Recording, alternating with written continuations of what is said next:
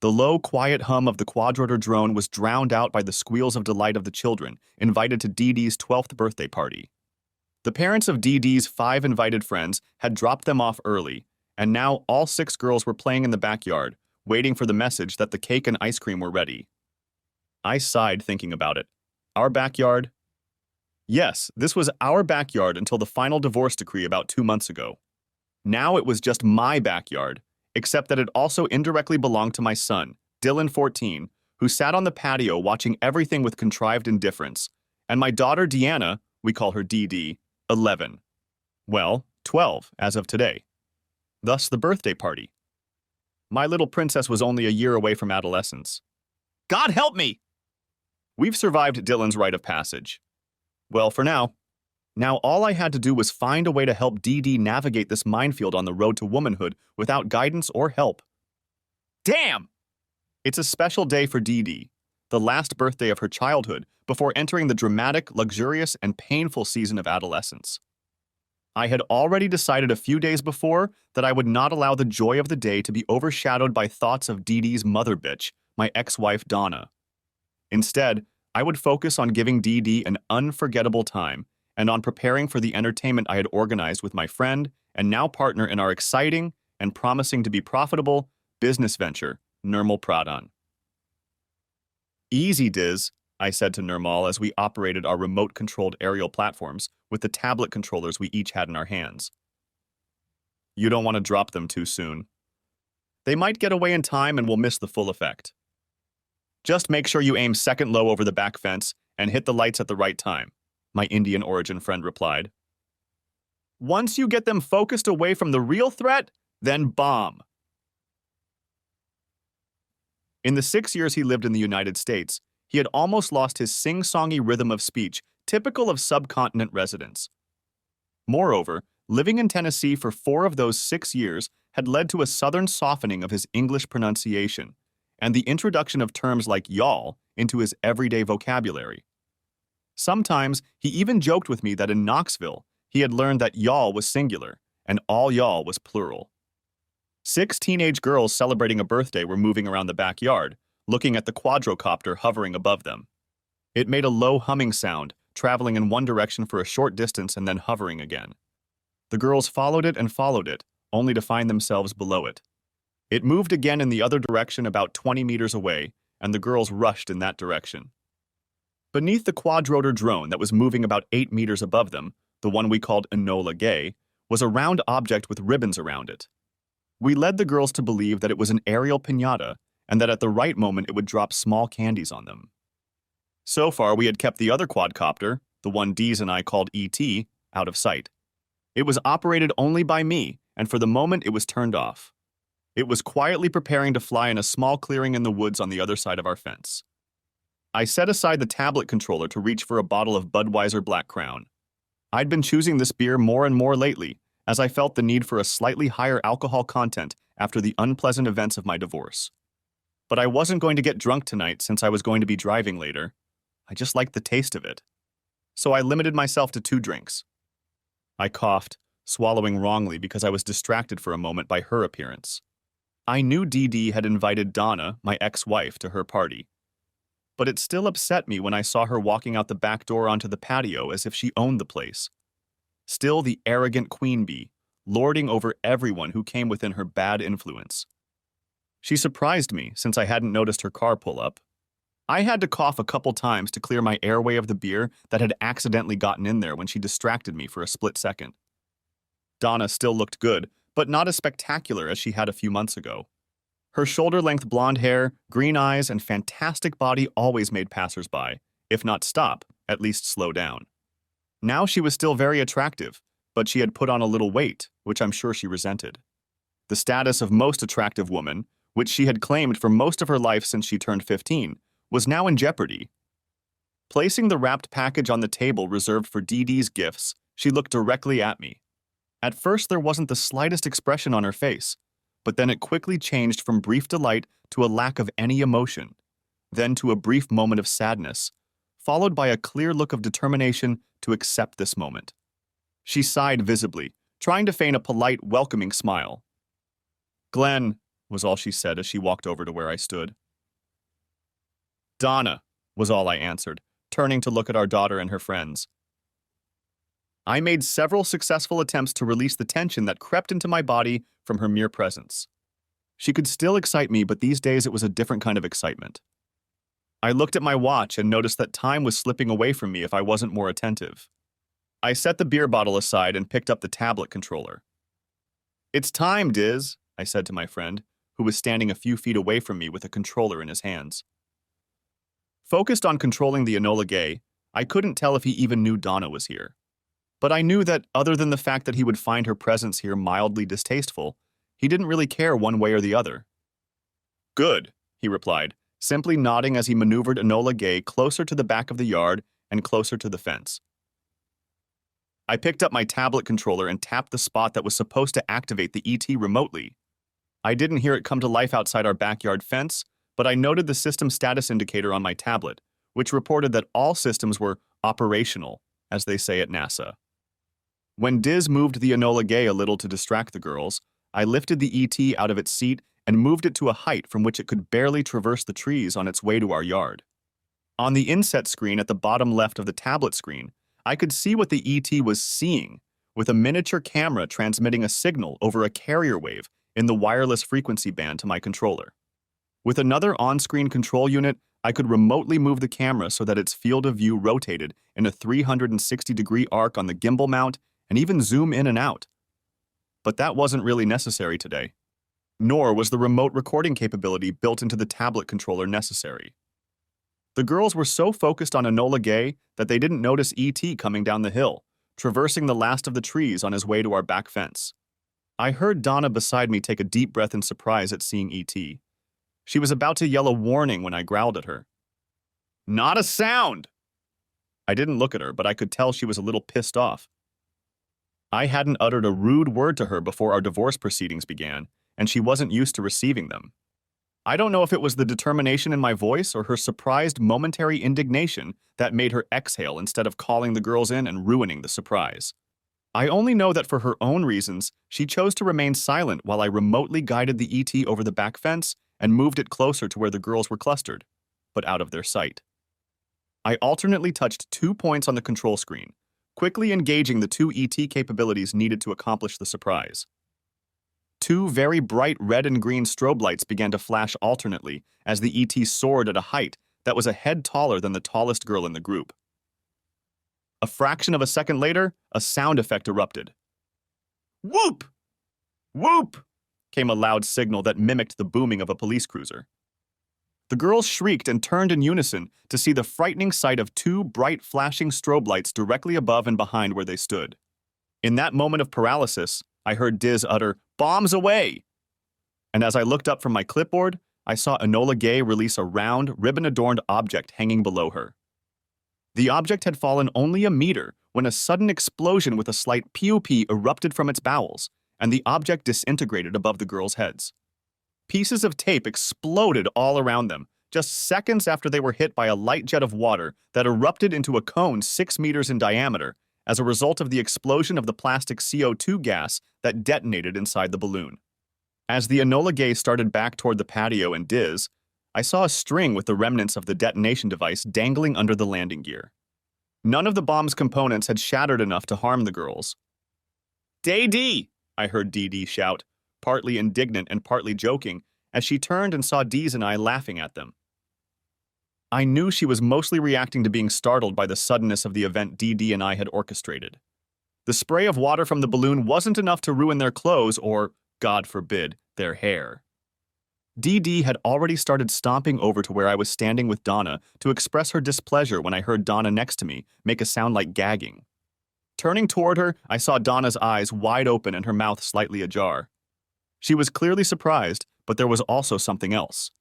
That something became apparent when she turned to me with an expression of fury and contempt.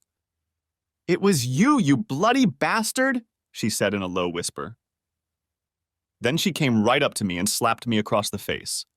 Good thing I didn't touch the tablet controller screen when I jerked back from her blow, or I might have smashed the ET or had it hit one of the girls when it moved. As it was, the ET just hovered in place. She pulled herself together and said, "You know, Sometimes you can be a real son of a bitch. Not known for my wit and ability to come up with quick retorts, I surprised myself by replying rather quickly. You mean without being a real Class A slut who cheats on me all the time? Donna's face flushed, and she froze, contemplating how to repeat the slap she'd received a minute earlier. But as Dee Dee came over to me and put her arm around my waist, Donna pulled herself together and squatted slightly in front of Dee Dee, so that she was at the level of our daughter's face. Happy birthday, sweetheart. She reached out to touch Dee Dee's shoulder, and my daughter let go of me to walk over to her mother and put her arm around her waist. Donna, though she didn't seem particularly comfortable with this public display of affection, she'd never been one to consciously show affection with anyone, especially me in public, nevertheless hugged Dee Dee and said, I'm afraid I can't stay. I just came by to bring your present and tell you that I love you, and of course to wish you a happy birthday. Donna's voice was pleasant enough, but she was staring at me intently. I didn't care anymore, and now I didn't care whether she realized the source of her recent suffering or not. I simply reached for the bottle of beer and took a sip, then set it on the table. Then I touched the tablet controller screen and landed the ET, then touched the screen again to shut down the ET's Wonkel engine. Donna turned and started to walk away, and Dee Dee let go of her mother and came back to stand next to me. I guess there came a point in her life where hugging your father around the waist with all your friends standing around and witnessing everything that was going on wasn't so cool anymore. Just as Donna reached the patio, Sandy Malloy came out of the back door of the house and called, Who wants cake and ice cream? The girls ran to the picnic table where paper plates and plastic utensils were laid out, and Sandy set out the cake. Seeing each other at the same time, Donna and Sandy held each other's gaze for a moment. Then Donna looked back at me, leaned over and shook her head, flipped me the bird, obviously not caring that her daughter and friends might see it, and strode toward the house to her car parked out front, I guessed. No! Sandy and I weren't a couple or anything like that. This wasn't one of those stories where the cheating guy has a bunch of divorcees or office girls, or even younger sisters-in-law, waiting to try it on when he finally divorces his cheating wife. While that might have been fine, that wasn't the case in this instance. Sandy was a single mom to 11-year-old Virginia, my daughter Dee Dee's girlfriend. Sandy had gotten pregnant while still in high school, but never married. Seeing that I had my hands full with the party, she volunteered to stay and help. Sandy had been to our house many times over the past 3 years, either to drop off or pick up Ginny, or to be part of the parental control cell at one of the then DDD's meetings with little girls to which Ginny had been invited. So, naturally, Sandy was privy, thanks to her daughter's close association with mine, to more details than I would have preferred concerning the crisis that had developed in my marriage and its subsequent dissolution last year. After Donna left, the girls enjoyed cake and ice cream with Sandy, Diz, and me, then opened presents and handed out handfuls of little candies that the girls had felt cheated out of some time ago, after the event with the fake piñata and its wet surprise. Afterward, Diz and I gave the girls a brief description and demonstration of E.T. and Enola Gay, while we fiddled with 2 drones in the backyard. Of course, the more acceptable term these days is unmanned aerial vehicle, or UAV, since the term drone has fallen into disfavor with civil libertarians who object to the government's use of military and police versions of these vehicles domestically and with nominal American citizens fighting terrorists against U.S. interests overseas. While the FAA was still delaying approval and licensing of commercial UAVs until 2015 or even later, Dees and I were doing all the necessary basic research and testing we could afford. We regularly maneuvered 2 UAVs at minimum altitudes and on private lands nearby to be on the cutting edge of the UAV business when FAA restrictions were lifted. We probably broke a whole bunch of rules, but we laughingly told ourselves we could keep it up as long as we stayed literally under the radar. Haha. We also had foreign contracts and cash advances to produce new copies, and even better versions, of the E.T. and Enola Gay from 2 Diz cousins in India. These 2 brothers were already planning to introduce drone delivery, not restricted by Indian laws. Here in the U.S., only the CEOs of Amazon.com and Domino's Pizza have publicly announced this so far. 2 Indian entrepreneurs dreamed of becoming commercial leaders throughout Southeast Asia in the use of UAVs for remote sensing, electromagnetic, biological, and chemical. Commercial aerial movie production was also a lucrative area. Bollywood, the home of the Indian film industry, was already demanding their products. Add to these efforts oil and gas exploration, and even mineral exploration, and mountain rescue. Many mountaineers from around the world needed emergency supplies while waiting to be rescued in the Himalayas. We talked about the possibility of getting a lot of money, or rupees as the case may be. I was quite surprised at the size of the advance and the promise of a lucrative reward. After all, Dees and I had only been doing this since he finished his master's degree last year while interning in the UAV research program. The FAA gave final approval for large-scale UAV research at only 3 universities: Texas A&M, Virginia Tech, and the University of Alaska Fairbanks. Dees was involved in the UAF program when he started renting a room from us. Diz was working hard to earn his degree while interning at the UAF test sites at Pendleton, just a few miles south of the Oregon-Washington border, and Tillamook, on the Oregon coast, just west of Portland. He came to us at a time when Donna and I were in desperate need of short-term extra income and decided to rent a room in a house. Diz was the first to respond to the ad, and although Donna was hesitant at first about renting to a foreigner on a student visa, she eventually relented. Diz moved in a week after we first met. Since my house was in Woodland, Washington not far from Vancouver and north of it, along the Columbia River, it allowed us to get to Pendleton in about 3 hours and to Tillamook in 2 hours. Dees had to travel to these places only during tests. The rest of the time, he did his graduate school coursework, working from my house, but after my divorce, I let him live there for free. Although Dees's name was Nirmal, everyone called him Dees, and he didn't seem to mind. Someone had learned that the word Desi was a Sanskrit term for the people, culture, and products of the Indian subcontinent or South Asia. From there, it wasn't hard to guess that he could be called Dizzy or Diz. He briefly hesitated when someone first called him Diz, actually for about 5 seconds, but then smiled and agreed, realizing that his acceptance of the nickname coincided with his new friend's acceptance of him as part of our collection of friends and associates. Before my divorce, I had quietly reconnected with Dees after he brought me up to speed on the potential financial tsunami looming in the commercial drone industry. I was already having difficulties in my relationship with my then-wife Donna, especially when it came to finances. She and I had fundamentally different ideas about spending, saving, investing, and planning for our financial future. So I quietly asked my attorney to help me hide my investment in the UAV research and development that Dees was now doing for his cousins after he was released from an NDA related to his college internship. I was glad that the terms of my divorce from this with Donna went through before the terms of my part of the business agreement with Dees and his cousins were finalized. This meant that any profits I made from my new venture were excluded from the divorce agreement and were not available to Donna. After Dee Dee's birthday party was over, we gave one of Dee Dee's friends a ride to her house. Now we were driving home, Dee Dee sitting in the back seat. Dylan sat in the front with me, shaking his head and occasionally whispering words while listening to music through his smartphone and headphones. "Dad," Dylan asked, tapping the phone screen to stop the music. "What does it mean when Elvis Presley says there's no such zone?" It took me a few seconds to shift my mind from thoughts of Dee Dee's birthday party, Donna's brief visit, and her somewhat violent outburst, and the implications of bringing Dee Dee's friend home. Now it dawned on me what Dylan had meant. "Oh, you mean from the old Return to Sender song?" I asked. He nodded, and I continued. "Your Grandpa Taylor, my father, must have told me this when I asked him years ago. He said that when he was a teenager, when Elvis was still alive, young and at the height of his musical powers, the U.S. Postal Service had not yet introduced zip codes. Since most cities in America had only one post office, it was not necessary. But larger cities like Chicago, New York, and Los Angeles had more than one post office, and the cities were divided into delivery zones corresponding to the location of those post office buildings.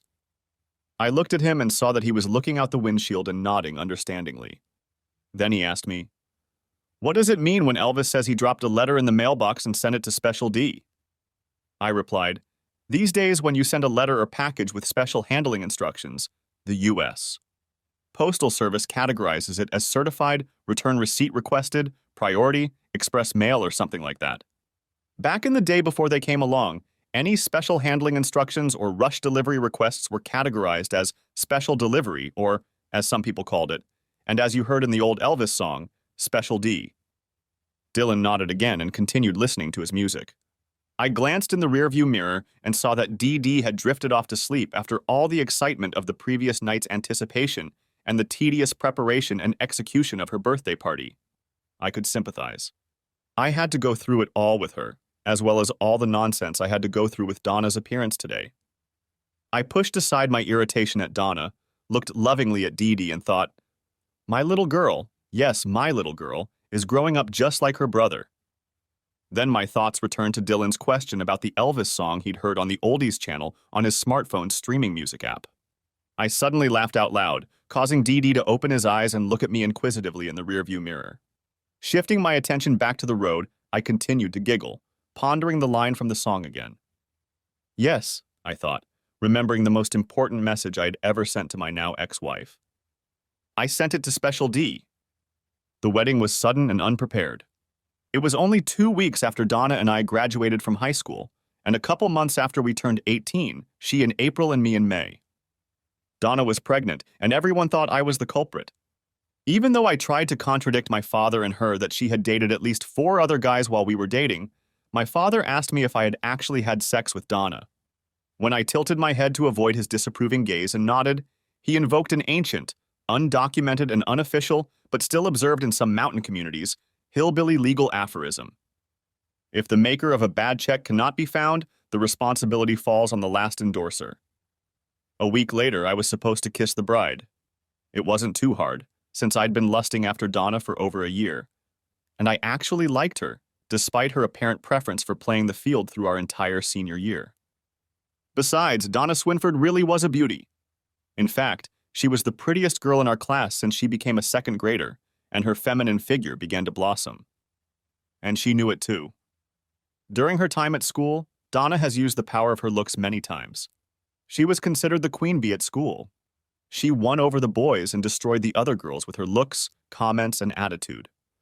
There were rumors that she'd even seduced a couple of male teachers to get passing grades, but the latter was never confirmed, and to this day, as far as I know, she'd never told anyone. Everything else was common knowledge, though. After we were legally married, Donna's dad offered us the use of a small apartment above his garage to live in while we tried to become parents, work, and pursue higher education. After our baby was born, Donna's mom, though not particularly happy with our living situation, nevertheless enjoyed looking after Dylan during the day while Donna worked at her day job and I attended community college and worked part-time in the evenings a few times a week. We may not have gotten off to the best start as a married couple, but Donna and I grew as a family and began to enjoy our life together, and even began to experience feelings of true love as far as I could tell. We struggled financially at first, but Donna and I had fairly good jobs. With the pay raise I got when I graduated from community college with a business degree and was hired by a local company, we were able to breathe a little easier. In our first year together, our sex life was amazing. I had never had such a constant supply of sex as I did now that I was a husband. And Donna, who had enjoyed sex even before we were married, enjoyed our sex life immensely. At least it seemed that way to me at the time. Not quite 2 years later, our sexual activity began to subtly decline. We still got together often to lie on the sheets, but I was beginning to notice a decrease in the frequency of sex. And it coincided with Donna's increased time away from home, meeting friends at work, helping her friend host Mary Kay parties, and getting a small cut of the organizers' fees, and attending a walking group for mothers. Only in the last of these 3 activities was Donna able to get Dylan involved, as she was able to wheel him around in a jogging stroller we found at the store with the other young moms and their children in the group. On the other 2 occasions, I stayed home with my infant and then toddler son, or asked Donna's mom to help me when I was working or studying. Anyway, our sexual activity had dropped to perhaps its lowest level since our wedding day when Donna approached me one evening with a concerned look. Dylan, now 2 years old, was playing with the plush dog at my feet while I studied when Donna finally spoke from her seat at the table across from me. "Darling, I'm so sorry," she said quietly with a sad expression on her face. I had to distract myself from a finance problem I was solving as a homework assignment for one of my courses, so it took me a few seconds to respond to her. "Honey, what are you sorry about?" I asked finally. "Glenn, I'm pregnant again, and—" I looked up in surprise, feeling a genuine sense of joy at this news. However, I could tell from the look on Donna's face that the situation didn't bode well for her. "Honey, this is wonderful news," I said, getting up and going around the table to hug her. She didn't get up right away. Instead, I took her hands and pulled her to me for a hug and kiss. Her enthusiasm may not have waned when we started kissing, but eventually she returned the flick of my tongue with her own. I tried to convey to her that I was very excited about the prospect of being a father again. After all, Dylan turned out to be an adorable baby and hadn't yet experienced the terrible twins we kept hearing about from friends. It's been just under 9 months since the night Deanne made her debut into our family. Let me tell you, this little girl had captured my heart from the moment the doctor severed physical ties with her mother, wiped her down, wrapped her up, and handed her to me to take to the scale. I was now an official member of the Squeeze Club as my daughter's father, and at the time, I didn't even know it. "Honey," I asked, stunned, "what's wrong?" Donna pulled herself together and looked at me strangely for a while. Then she smiled mischievously through her tears and said, "Glenn, honey, I'm just so exhausted from labor, and my mind and body are so exhausted from the medications and all my hormones trying to get back to normal. I'm so sorry for all these emotions." For a while, she continued to look at me strangely. At that moment, I couldn't understand what was wrong. Of course, today I know exactly what caused that emotional turmoil. However, at the time, I thought there was something wrong with what she said. But I decided to believe her story out of love for her and our 2 children, as well as my own excitement. "Donna, I know this has all been hard. Right now, you just rest and get ready to go home tomorrow. Mommy Swinford has already got everything ready for the nursery and is looking forward to having us all home, especially little Deanne." I smiled at her with all the love I was capable of at that moment. Donna looked back at me and responded with a smile and a raised eyebrow, one of the nonverbal signals inviting a kiss. I complied, and we both giggled at Deanna's little burp between us. Donna had her tubes tied after Deanna was born, stating that 2 children were enough for her. We talked about it, and while I'm not one to want to block off all avenues to expanding our family, I eventually agreed with her. 11 years later, almost to the exact date, I learned that we had been living a lie for a very long time. As soon as I got my degree and got a good job, as I said, we began to feel the financial burden we had been carrying up to that point lessen. We still had a lot of debts, but now they were manageable. Banks like to categorize debts into good and bad debts. We soon achieved such a balance between good and bad debts that due to recent changes in banking regulations, we qualified for a low-interest home loan. We were also fortunate enough to find a small but cozy home that was affordable due to the bank's desire to generate income from the property that had been foreclosed on when it was abandoned during the divorce proceedings. Everyone was happy. The bank, because it was now making money on real estate. Donna and I, because we now had our own place. Mama and Papa Swinford, because we were finally out of their garage apartment. Well, Mama Swinford wasn't so happy, since she didn't get to see Dylan and Dee Dee as much. When Dee Dee started kindergarten, Donna successfully, but after some hesitation on my part, asked me to allow her to return to work during the afternoon hours when the children were in school. She assured me that she would not allow our family time or special time with the children or me to be diminished or harmed. For the most part, she has kept that promise. Around the time Dylan was about to enter high school in the Vancouver neighborhood where we lived, Grandpa Taylor had to go through the grief of Grandma Taylor's passing. A short time later, he called my dad and me over to his house. "Tom," he said to my father, "I know you and Ruth love your house and don't want to move. That's why I want you to consider letting me give this house to Glenn as a bequest, passing from one generation to the next. It's in good condition and it's paid for." I expected my dad to object to his own father being disadvantaged in this, but he seemed to accept it. After all, he and Mom were not close to being rich, but they were financially comfortable. I was still surprised and asked, "Grandpa, don't you want to stay here, among the memories of Grandma and you together?" "Son," Grandma Taylor said with a sad smile, "this is exactly why I need to move out of here. These memories are so sweet. It makes me sad that she isn't here to talk to me about them. No, I want you to keep this house for your young family, and I'm going to take the old van from the public warehouse and take a trip to see some of the places in the Northwest that I never got to see before I got too old for it."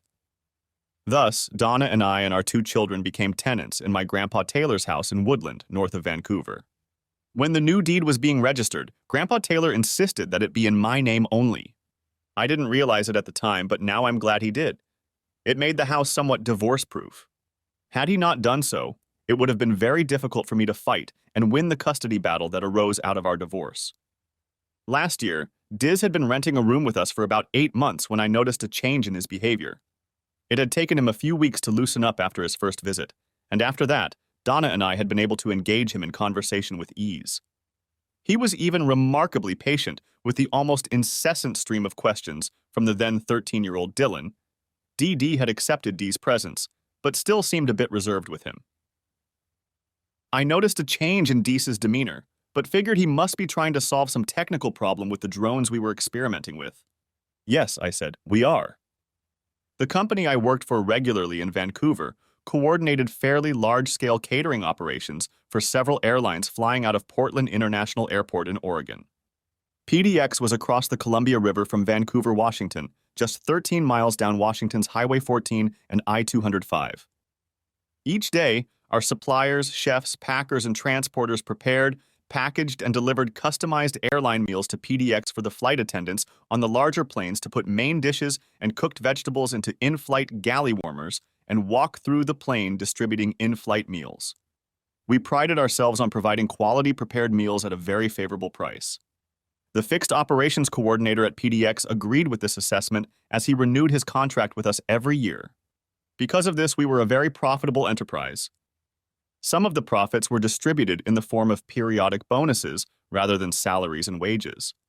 As a department head, I was the recipient of some bonuses that were surprisingly generous. As I mentioned, early on in our marriage, I realized that Donna and I had very different ideas about managing our finances. To keep my bonus money from becoming a financial river visibly flowing away from my family, I took a number of protective measures. I found an advisory team of 2 brothers, one of whom was a certified financial planner and the other a lawyer. They helped me create an investment portfolio by providing tax and legal advice that came with their services. When the Deese cousins made their proposal via email and then a Skype video conference, I was finally convinced that investing in their venture could be very financially rewarding, and I was willing to take the risk. What I was not willing to do was share the financial benefits with Donna, as it was around this time that I learned about her secret life. In this endeavor, my investment team helped me keep this investment venture a secret from Donna and also helped me meet the deadline before the divorce proceedings were finalized. Why did I withhold this from my wife rather than include it in our family financial picture, you ask? Well, because I finally convinced Deese to tell me what was bothering him. Glenn, Deese said hesitantly, you know I've been testing camera support under the first UAV for station tracking and holding? When I nodded, still embarrassed by his awkwardness, he continued. So the software stabilization is now such that I can hold on to a moving object. In addition, Deese continued, the GPS positioning feature and the UAV's more robust engine now allow me to keep it in a fixed position on the ground for up to 4 hours. The video recording function on the tablet controller allows for even longer video recording, but the determining factor in this case is the time the vehicle is in the air. I knew that wildlife conservationists really wanted these features to be able to monitor herds of bison, caribou, and elk. And the new, quieter Wankel engines we installed didn't make enough noise to scare the monitored subjects in the process, and at the same time, please the environmental noise Nazis. Diz started talking about technicalities that I had no idea about and averted his eyes from me. I sighed and reached up to touch his shoulder, making him look at my face again. Diz, stay on topic. What's got you so worried? I asked. You know I'd like to help in any way I can. I remained convinced that it was all about some complex technical hurdle he had encountered. While I could not provide much help with the technical aspects of our project, I was quite willing to continue to fulfill my part of the obligations of our partnership. Not only did I provide capital, but I offered Deese housing, a place to assemble and test equipment, my garage, and, especially important for focused engineers prone to mood swings, support. Glenn, He paused and thought for a second, looking at me. Then he reached for the controller of his tablet. I'll just show you. His eyes raced as he said this, and he continued with a strange comment, reverting back to his old Indian speech habits. But please don't blame the messenger. Diz picked up the tablet controller, turning on the saved video. At first, I had a hard time figuring out exactly what I was watching. The movement was blurry and uneven at first. That's where the video stabilization worked, he explained, zooming in on the tablet screen as the moving images on the screen began to flow smoothly into each other. I watched the ground beneath the UAV in the video move across the about 9-inch screen. I noticed grass and trees being replaced by asphalt and concrete. Apparently, he was flying the UAV out of an area bounded by fields and forests into more built-up areas. I suppose I could have knocked on your window, but I didn't want to scare you and endanger the UAV. At those words, he sort of grinned. I still didn't understand what he was talking about. Then I realized what I was seeing on the screen. I was looking at me! It was a video of me sitting at my desk and talking toward the speakerphone in my office at work. I heard nothing but the hum of UAVs and the noise of traffic and other activity that one would expect in a commercial district. You filmed that right outside my office window, I exclaimed. Diz only nodded, continuing to watch me. I was impressed with the quality of the video. Of course, I smiled, realizing that our company should pay more attention to the details of our building cleaning and maintenance contract. The window through which I was watching myself in the video from the outside was visibly covered in dirt and in desperate need of cleaning. I couldn't help but grin. Suddenly, the image on the screen changed to a rainbow of pastel and dark colors. The figures that had been on the regular video before were now only visible in outline. But the colors were strange. It felt like I was in the middle of a weather radar image on the Weather Channel. It's an infrared view, Diz said before I could ask. Now that I realized I was watching the video in infrared, I realized that the different colors were actually different representations of heat signatures. The window, since it was in direct sunlight, obviously distorted what was viewed through it because it had its own heat signature. Diz, that's great, I said with a grin. I know the wildlife guys are going to love it when they're trying to track herds. Diz didn't answer anything to that. He pulled back the tablet controller and activated what looked like another video file. He sighed and held it out for me to view. This time the video started in IR mode. From the shapes I could see, I realized that the UAV was hovering over a parked car, which, judging from the heat signatures, had a driver and one passenger in it. As I watched, human figures got out of the car and moved toward the back. The actions on their part were indistinguishable, but it could indicate that they took something from the trunk of the car. They moved away from the car, and I noticed that the angle of the video changed to keep them in view. But the position of the UAV didn't change. I had to go around the tree they moved under after getting the blanket out of the trunk of the car. Diz sounded nervous as he said this. I noticed the sing-songy intonation that characterized the speech of the subcontinent's inhabitants returning to his voice. Diz sighed again as the screen switched from IR mode to video mode. That way, I could verify that the video had been shot in daylight, late morning or early afternoon, judging by the light level. In addition, I was able to make out a nude Donna, my wife, in the arms of Dean Winston. Winston was one of our classmates in high school and was well known as the horn dog. He was also one of the 3 or 4 guys Donna was dating when she and I got married because she was pregnant with Dylan. Needless to say, a year before Diz's revelations, I was not thrilled to learn that Dean Winston, after graduating from Boise State University and working in Seattle for several years, had returned to Vancouver. Not only that, he was now working for the same company Donna worked for. How's that for disgusting convenience? The moment Dean and Donna appeared naked on the screen, her lying on her back on the blanket and him between her thighs about to get down to business, I turned away and whined. I shoved my hands in my pockets to keep from hitting something in anger, or anyone. Diz stopped the video and clutched the tablet controller to his chest.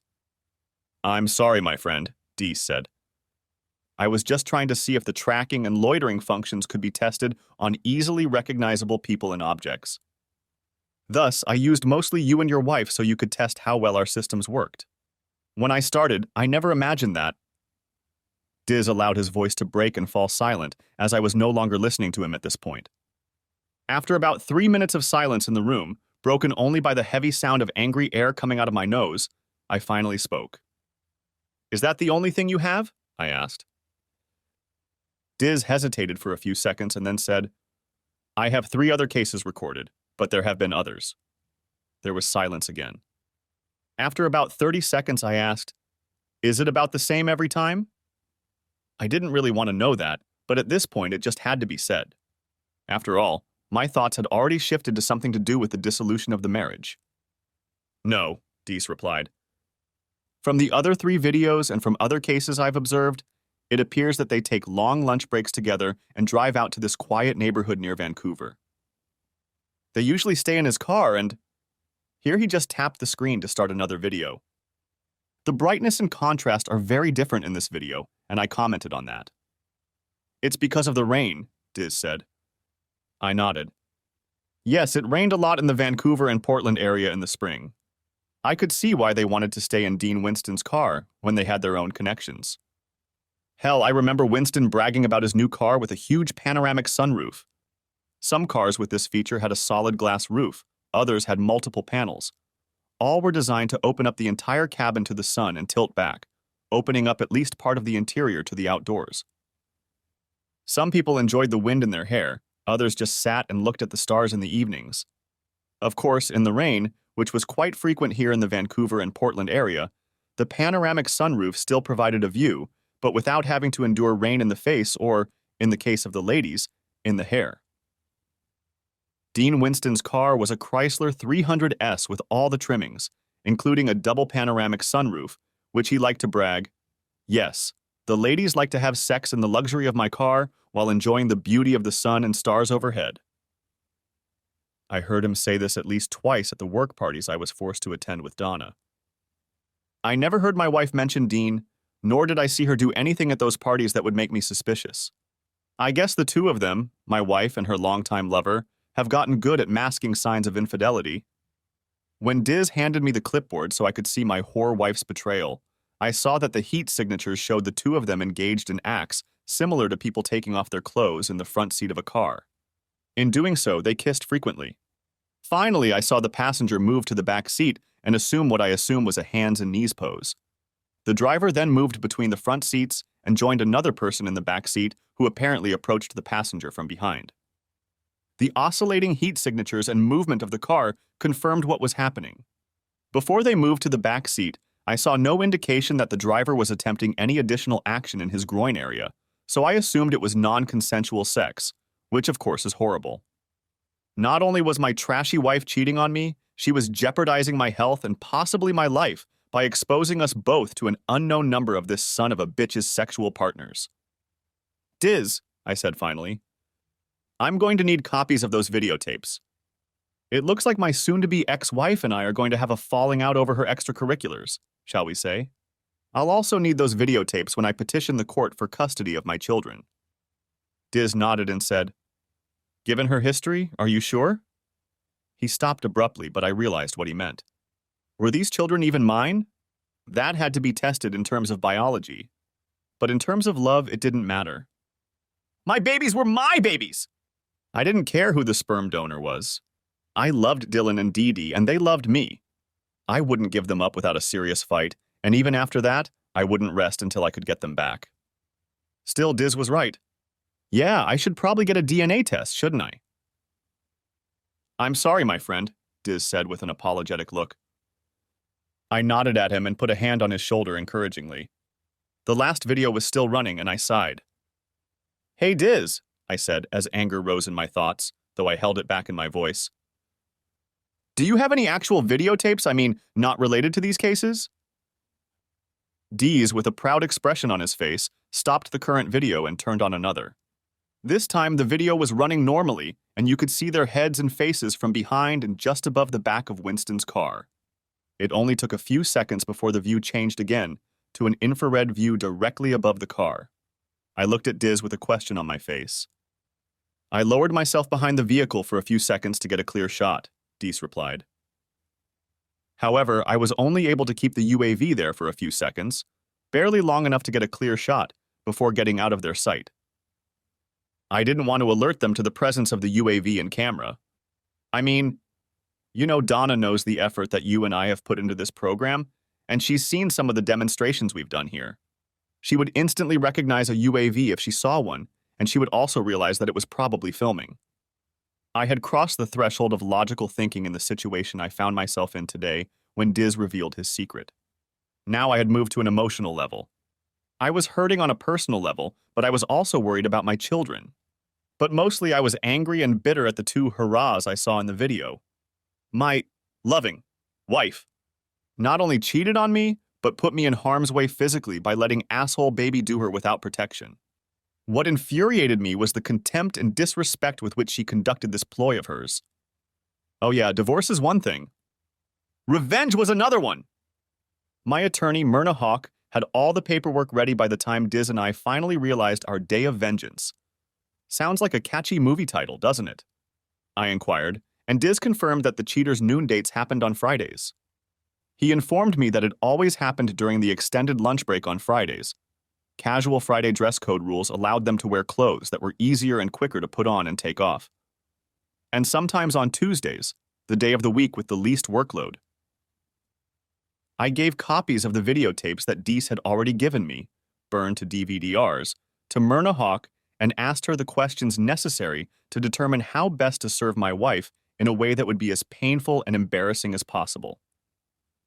She informed me that she could deliver the papers to anywhere within a 20-mile radius of Woodland and even to the northern edge of Vancouver, where Donna's work was located, within an hour, and into the hands of the recipient within 2 hours. I printed one shot of the happy couple as they were having sex in the missionary position on a blanket under the trees. I will include this shot in the divorce packet. The DVD-R with these videotapes should have remained in Myrna Hawk's office just out of precaution. Meanwhile, I surreptitiously took swabs and hair samples from both of my children, the former while they slept and the latter from the hairbrush and comb on their mirrored dressers. It only took a few weeks to get the results. I had Myrna Hawk's office address as my return address. So I was in Myrna's small conference room when I discovered that Dylan was, in fact, all mine. Wow! Looks like Dad and Mr. Swinford were right to make me marry Donna at that time. My hand trembled slightly as I looked over the second set of results. Deanne wasn't mine. Well, biologically. She always would have been mine if I could have helped it. I loved my baby girl too much to lose her in the machinations that my soon-to-be ex-wife was probably up to. The second result hardened my heart even more. This Winston story was obviously not the first time she had spread her legs for another guy while she was married to me. She, who was supposed to belong only to me, was apparently something of a bus stop for her various lovers, where they could come and go as long as she made a schedule where it could be done without me finding out. Revenge Day had to be chosen carefully, depending on the weather on the chosen Friday. In fact, it took Deez and I another 4 weeks of patiently waiting and concomitantly replenishing our video vault before the right day appeared on the horizon. It was May, and the weather forecast for the coming Friday was not only mostly sunny, but also suggested a surprisingly low humidity level of 15%. Chances were, if the couple didn't get out of the car, they would probably accomplish their feat in the back seat with the panoramic roof open outward. Everything would depend on the weather. But Deez and I were ready to execute either way. Oh, Glenn, are you sure about this? This is so disgusting, Diz complained. We were busy pouring the contents of the bucket into one of several special weather balloons I'd found at a military surplus store. We practiced the bombing capabilities of the UAV, which was now called the Enola Gay. Diz had designed an explosive device using compressed CO2, and we filled one of the balloons with water. Diz carefully inserted the bursting device inside the filled balloon, after which I sealed it, and the thrust cord was brought outside the seal. Around the seal, we attached a few turns of cloth tape and made a loop of it. This loop will be used to hold the remotely activated pizza delivery grabber on the bottom of the Enola Gay UAV. A single tap on the tablet controller screen would cause the grapple to release its load on command. When the balloon lowered far enough to create enough tension on the slackened drive cord, the bursting device released CO2 in a sudden explosion of water, or whatever the balloon's contents might have been at the time. I insisted that we do 3 test launches with water balloons in the backyard. The last 2 rehearsals we did with the UAV with alternating strobe lights, which we now called E.T., after the name of a famous movie in which the spaceship delivering and picking up the movie's main character had many flashing lights. You bet, I said in response to Diz's question. I want them to be in the shit, literally. As I said this, I was pouring more and more of the obnoxious mixture of piss and shit into the big weather balloon. This act was inspired by a car ride when, feeling sorry for myself, I stopped at a small rest stop operated by the Washington State Parks and Recreation Commission. This primitive place, which retains green and pristine, as local tree advocates like to say, had an equally primitive outhouse instead of a chemical toilet like most more modern places. Then I smiled wickedly as an idea for revenge hit me. I, like Diz, tried to wear surgical gloves when filling the balloon. Next to us was a bucket with a mixture of bleach and water, as well as some disinfectant. Once we finished filling the balloon, we wanted to carefully seal it and hang it on a hook in the garage while we dipped our hands in the cleaning mixture. It would be hell for Deez and me if, after taking revenge on the crooks, we got hepatitis or something else equally horrible. We also had to make sure we didn't overfill the balloon. Previous versions of the water balloons were a bit fuller, so we could provide a safety margin against the weight and mass of the payload that would be delivered in reality. Now all we had to do was wait another hour or so for Dean Winston and my wife Donna to leave work for their weekly Friday mid-afternoon sex session. I walked over to my tablet controller and started the ET engine about 10 minutes before the crooks usually left the building. After about 30 seconds of warm-up, I lifted the ET from its hiding place in the crown of the trees across the parking lot from the building where my wife worked. I had been practicing with the camera mounted under the ET using a gimbal and had gotten pretty good at changing the orientation of the camera as I moved the platform. When I left the ET in hover mode, I practiced with camera movement and zoom to make sure the mount didn't jam at the wrong moment. I wanted to make sure I captured all the excruciatingly awkward action. I couldn't help but marvel at the fact that I was over 13 miles away from where ET was watching my wife work. Alibi? You bet. Sure enough, Donna and Dean walked out the door leading to the parking lot together, and right on time. They didn't even seem to care what their coworkers thought about it, which probably partly explained the "you poor sucker" looks I'd gotten from some of my wife's coworkers at the last few work meetings. Okay, Diz, we know where they're headed. Let's load up the Enola Gay, I said to my friend. With those words, we carefully removed the filled balloon from the hook in the garage. We had a creepy moment where I almost lost my grip. But we paused, restored my pulse to 650, and carried the balloon over to where Enola Gay was sitting. I left it to Deez to take it from there. He was an expert at attaching the thrust activator for the hopper and the suspension mechanism to carry the payload. I went back to monitoring the ET and moving it into place. I guess I was so focused on what I was doing that I didn't even notice that Enola Gay was on her way until Diz sat down next to me, tablet controller in hand. We looked at each other and shook our fists, then returned our attention to the screens in front of us. The overhead view of Dean Winston's moving Chrysler quickly became boring, but the excitement of what we were doing kept us energized and focused. The trip to the favorite parking spot that Donna and Dean usually used was usually only about 10 minutes, and today was no different. Diz chuckled beside me and said softly, "Oh, yeah." When I asked him what he meant, he grinned and said, "Look at the hatch." Turning and zooming the camera slightly to get a good view, I saw that Winston had opened the panoramic sunroof of his luxury car so they could feel the spring breeze as they drove. I silently prayed that they would leave it open. It had rained the night before, so the ground was very wet. Today, however, the weather was great, mid-60s, mostly sunny, and the humidity had temporarily left the area. Conditions were just right for our purposes. As soon as the car stopped, the couple got out and saw that the ground was too wet to do it on the ground under the trees. They started to have fun. Damn, I thought, she's still a fox even if she's bent over. I noticed in passing that Dean Winston's gear was in the Goldilocks category. Not too big or too small, just noticeably, not livable.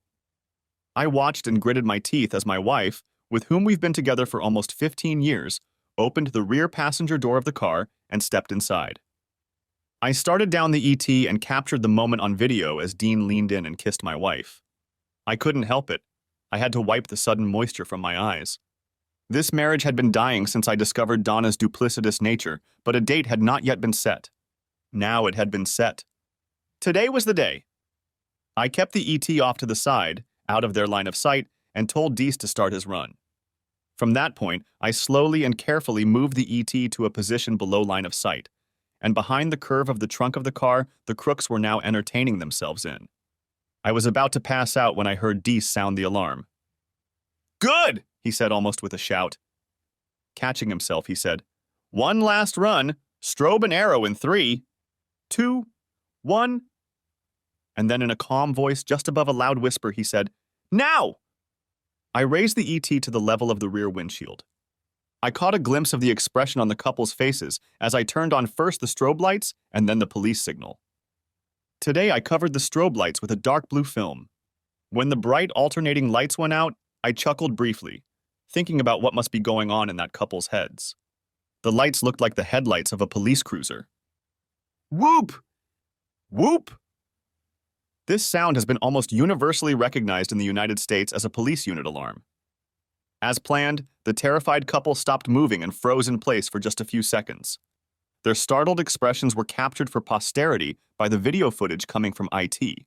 I smiled at their discomfort and congratulated myself for surprising them so thoroughly that I almost didn't hear Diz. Bombs away!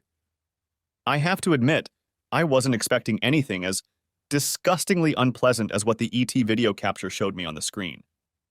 The movement in the car behind the couple in my viewfinder looked like something falling through the sunroof, but it only lasted a split second before the rear windshield, except for the area covered by the couple's heads and shoulders, was covered in a nasty brown film. It took the couple a split second to realize that they were now covered in a brown haze of piss and soft shit, as was the entire interior of Dean Winston's precious luxury Chrysler 300S. They were looking out the rear windshield when Diz's device burst, so there was minimal on their faces, just the remnants of droppings from the ceiling of the car. That was the plan when Diz and I were planning the attack. I had to make sure they were facing away from the bursting balloon of shit, so the shit wouldn't get in their eyes. We didn't want to blind them, or nose or mouth. We didn't want them to swallow any of it. I mean, it's one thing to tell someone, eat shit and shut up. It's quite another to realize that if they ate any of that shit, they might very well get so sick that they die. I wanted revenge on them, not to worry about avoiding a murder charge. Rounds are over, Diz said in a suddenly authoritative voice. Then, already in a softer tone, he said, I believe it is time for marching order, my friend. With those words, we steered the Enola Gay and ET away from the neighborhood, keeping as low as possible. We got them home within 20 minutes and, sipping Budweiser Black Crown beer, cheered each other on. Diz drove off at my direction, leaving me at home to await Donna's ignominious return. I activated the ET again to follow the turn of the main thoroughfare into our neighborhood, and quickly brought it back to us and parked it in the garage when I saw the Chrysler swerve. I had already alerted Myrna Hawk to have her bailiff nearby and on 10-minute standby. She gave me his cell phone number, and I entered it and pressed the button for him to do his thing, just as my wife's lover drove his car down our street and pulled up to my house. My car was parked on the other side of the street, so Donna didn't have to know I was home. I had to admit that Winston's Chrysler was a beautiful car, at least externally. When he put the car in park, I could still see the brown streaks on the inside of the windshield. Apparently, he used an undershirt or something to wipe them off so he could see while he drove. When the passenger door opened, a haggard figure emerged from it. Donna's face was cleansed of the offensive material that had apparently soaked the interior of Dean's car, including all the clothes they had piled in the front trunk while they were doing the deed in the back. I knew this from watching the Enola Gay video while Dean and I were enjoying a beer after surgery. Diz's aim was phenomenal. The shitball entered the car exactly centered through the open panoramic sunroof, and the hopper blew its vile contents just a couple of inches above the center console between the front bucket seats. Enola Gay's camera captured the effect of the brown explosion, which almost instantly spread throughout the car, even into the trunk where their clothes were piled. Only a relatively small amount flew out through the hatch, thanks to the direction of focus that Diz had set. The guy was really quite talented at this. I saw another dark car pull up to the curb, and the driver got out and walked toward my porch. He looked to be in his late 20s or early 30s, and he was carrying a large manila envelope. He crossed the yard briskly and caught up with Donna before she could get to the steps. I broke the window in the front room so the sound traveled both ways, from the outside to the inside and vice versa. He walked over to Donna and began his formal presentation.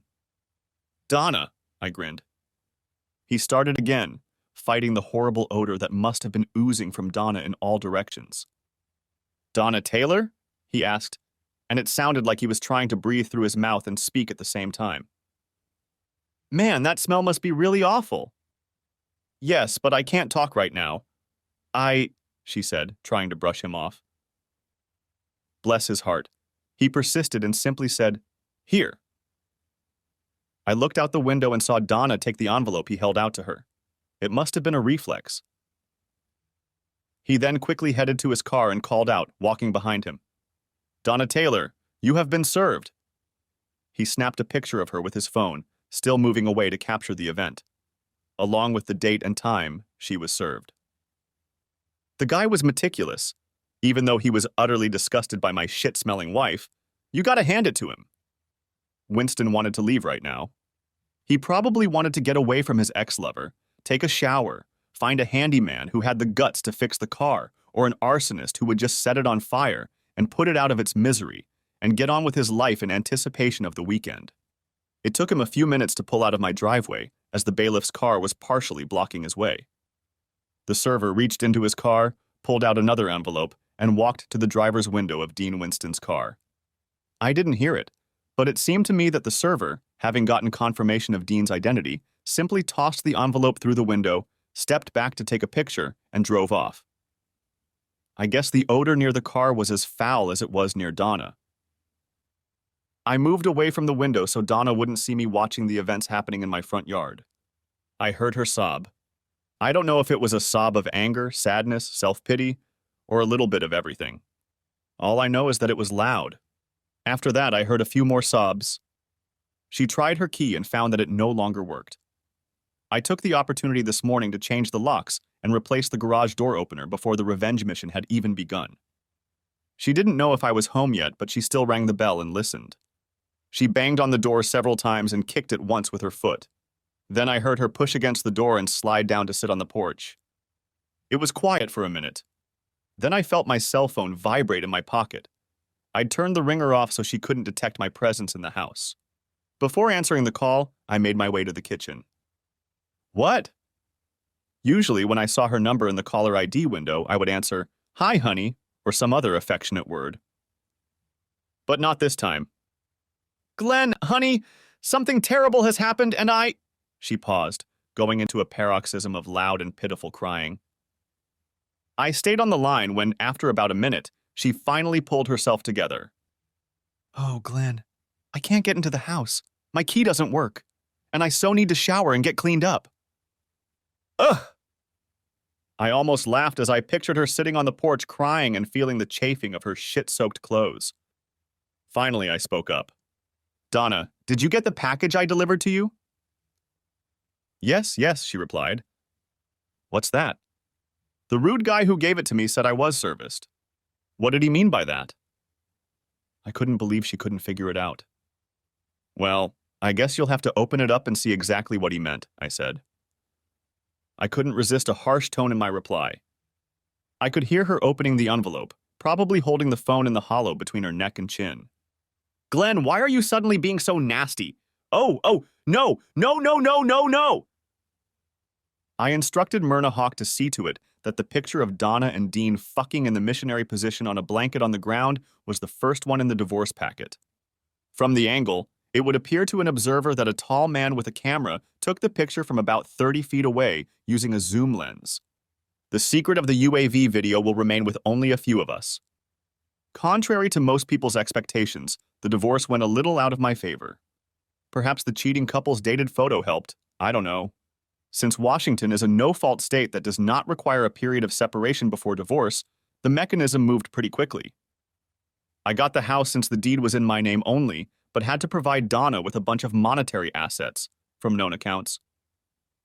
This included only minimal alimony for 2 years, since she was essentially still working.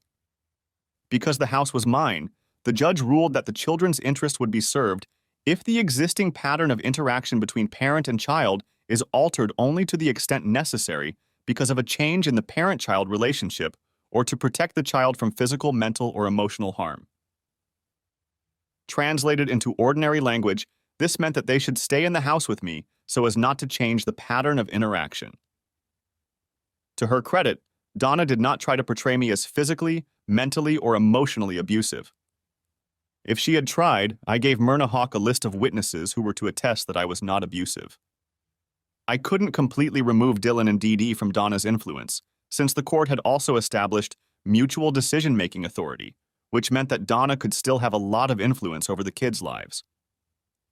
Well, I guess given the way courts tend to screw over fathers, and the fact that I wasn't being squeezed out of the car, I could give Donna a little leeway without being too picky. Sure, it would be nice not to have to deal with my ex-wife anymore, but I still had Dylan and Dee Dee. So far, I had shielded them from the infidelity associated with the breakup of their parents' relationship. I planned to keep them in the dark as long as possible. Donna rented an apartment just a few miles from home. Guess who had to pay for it? It was closer to Vancouver and her place of employment. What annoyed me was the requirement that I pay for her cable TV connection. I checked to see if her package included the Cheater channel, but no such luck. I had no interest in whether Donna was dating someone or trying any other relationship. The topic was never brought up during the normal handoff of children for visitation, and I didn't ask. In all, I suffered financially for about 6 months, until the income from the business that Dees and I were doing with his cousins in India began to flow. The amazing thing was that we didn't have to produce anything. We just had to be the idea men and middlemen in the transactions that led to the production, special customization, and transportation of Dees's designs.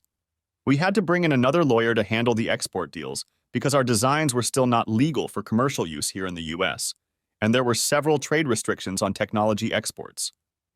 But oh boy, whenever the FAA got out of control and wouldn't give us permission to fly in the United States, the sky, literally, would be the limit. I finally got a little financial relief when the court ruled in my favor in an intentional infliction of emotional distress, IID, lawsuit against Dean Winston. Turns out the guy was up to his eyeballs in debt, and the final amount paid to me after attorney fees and other costs was only $43,000. Oh well. In the meantime, I was still making good money at my day job. A few months after the divorce, life took a turn for the better. However, I began to get a little agitated. It made me laugh when I learned that the insurance agent on Dean Winston's case refused to recognize the car as a total loss, insisting on a thorough cleaning and restoration. I, like Dean, knew he would never get the smell of crap out of his upholstery. Dean continued to argue that the policeman had been there when the hooligans vandalized his car. He insisted that the camera mounted on the police car must have captured some evidence to prove his case. Calls to the State Patrol and the sheriffs of Clark and Cowlitz counties asking for the name of a police officer or deputy who might have been there came up empty. Diz and I kept our mouths shut about the crap bomb incident. We didn't really say or do anything that would raise suspicion until Donna witnessed our little exhibition today at Dee Dee's party and finally connected the dots. I put Dee Dee to bed after we got back from the house we took her friend to. Dylan went to his room and probably sat on the internet before he finally went to bed. "Did you enjoy your 12th birthday, baby girl?" I asked Dee Dee as she pulled up the blanket. It would probably only be a few months before I would no longer be welcome in her room during her nightly pre-bedtime rituals. She was definitely growing up right before my eyes. "Dade," she said quietly in mock desperation. "I'm not your child," she then giggled. I couldn't help myself. I started to cry quietly. She saw my tears and said, "Daddy, I didn't mean it. I just wanted—" "Sweetheart," I said, wrapping her in my arms, blankets and all. "You'll always be my girl." She hugged me back and said, "I know, Daddy. I know." I kissed her forehead, and as she lay down again, I looked into her eyes and said, "You're so special, Dee." She smiled at me and closed her eyes. The DNA test results claiming I wasn't the father of this girl would never see the light of day if I could help it. I couldn't know for sure, but given the way Donna had insisted that I was the one who'd given her the name, the likelihood that Dean Winston had impregnated Donna with Deanne was pretty high when he'd returned from school in Boise all those years ago. It could have been a way for Donna to laugh at me privately. I don't think she told Winston, even if she knew he might have been Deanna's sperm donor. Otherwise, she would have had to answer questions about her other lovers. And it probably would have come up when he tried to contest my claim against him. It didn't matter now, though. My kids were with me, and my cheating ex-whore had left home. I went downstairs and glanced at my watch, noting that it was only 9:10. I didn't usually answer the phone after 9, but let the answering machine pick up. I always thought it was rude for someone to call my house after 9 o'clock at night, unless it was an emergency. For some reason, however, it was tonight, when the phone rang at 9:15, that I decided to answer it. I was surprised, and pleased at the same time, to hear the voice on the other end. Sandy Malloy's voice came through my ear and said with obvious amusement in her tone, "Okay, Glenn, Do you want to tell me what that vicious slap from your ex was all about? Remember when I said this wasn't one of those stories where the cheating guy has a ready-made female company at the ready when he finally divorces his cheating wife? Well, I could be wrong. Thanks for watching. I hope you enjoyed it. So subscribe to my channel and watch the next video.